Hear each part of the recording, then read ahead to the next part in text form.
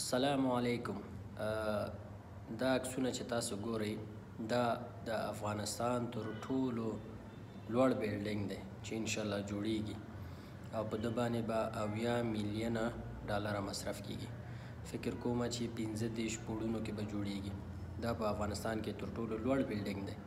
د دې نه مخکې چې کوم محب ټاور دی نه پوهېږم 120 منزله دی. نو دا په دې پروژه کې به په زرګونه ځوانان کار کوي. فکر وکړئ سیخ به د افغانستان همدلته به دوی کار کوي او څومره پانګونه ده. الحمدلله الله تعالی دې داسې خبرونه نور زیات کړي. په دومره ستونزو سره چې موږ یې لرو یا بعضې بد خبرونه اورو، داسې خبرونه انسان ته امید ورکوي، داسې خبرونه انسان زړه ته سکون ورکوي چې تاسو پوهیږئ چې انشاءالله موږ به یو ښه طرف ته ور روان یو. دلته ځوانان دي چې پانګونه کوي، په مختلفو برخو کې تجاران دي پانګونه کوي. هغه تجاران چې واقعا د افغانستان لپاره زړه خوږوي او افغانستان کې پانګونه کوي، الله تعالی دې دوی ته اجرونه ورکړي، الله تعالی دې د دې مال کې برکت واچوي، ځکه دوی دلته د مسلمانانو او د خپل هیواد په اقتصاد کې رول لوبوي. دلته خلکو ته د کار زمینه مساعدوي، دلته پانګونه کوي، خلک به دلته کار کوي. همداسې دا بیلډینګ فکر کوم په دې ورځو کې افتتاح شوی دی او دا به تر ټولو لوړ بیلډینګ وي.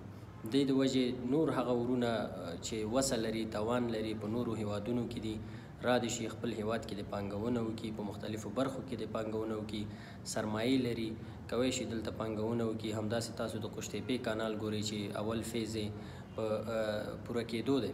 همداسې نور برخې دي، تجارتونه دي، کانونه دي چې خلکو په هغه کې پانګونه کړې ده. نو دا تر ټولو ښه خبره ده.